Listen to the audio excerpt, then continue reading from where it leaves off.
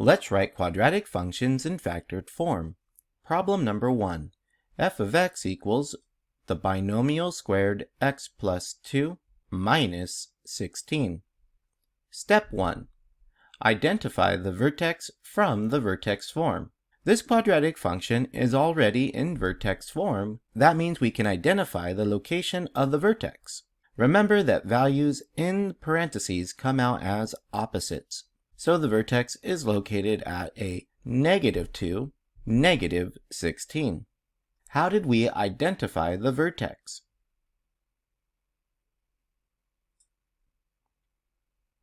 Because the quadratic function was already in vertex form, we can identify the vertex. The numeric term inside of the square binomial comes out as opposite for the x in the ordered pair, and the f of x in the ordered pair is the numeric term.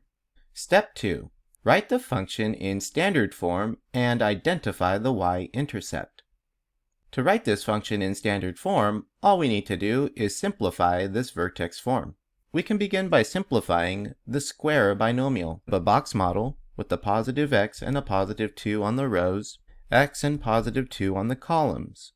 X times x is x squared, x times 2 is 2x, 2 times x, 2x, 2 times 2, 4. Bringing these terms back into an expression and combining these like terms, we get x squared plus 4x plus 4. And now let's include the numeric term from the original function, minus 16.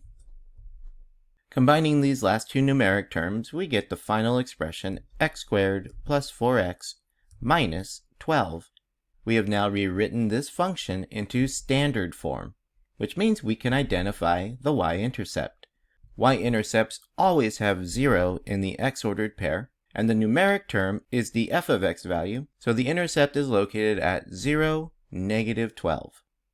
How did we write the function in standard form and identify the y-intercept?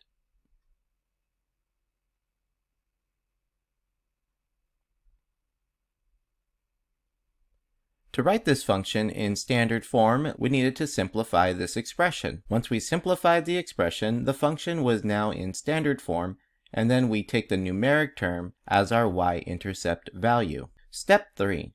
Write the function in factored form and identify the x-intercepts. To write this quadratic function into factored form, we need to find the two numeric terms that will complete the factoring of this quadratic expression. Starting with the number of the numeric term 12, we create a list of factor pairs for the number 12. 1 times 12, 2 times 6, 3 times 4. Then we look for all the differences of these factor pairs. 11, 4, 1. The factor pair that has a difference that matches the coefficient of x is the factor pair 2, 6.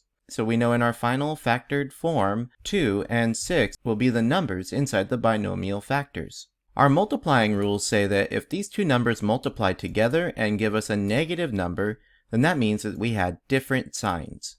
So that means that one of these numbers will be positive and one will be negative. The only way that these two numbers can combine to a positive 4 is if the bigger number is the positive number and the smaller number is the negative number. -2 plus 6 equals -4.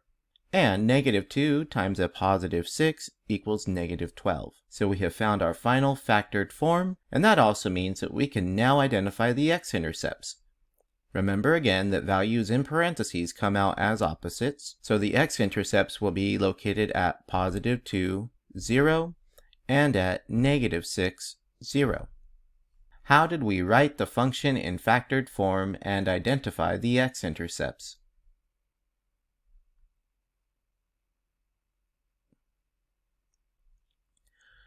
We wrote the function in factored form by taking the standard form expression, factoring it, using our usual factoring techniques of looking at factor pairs, and once we had the function in factored form, we take the values out as opposites to create our x-intercept ordered pairs.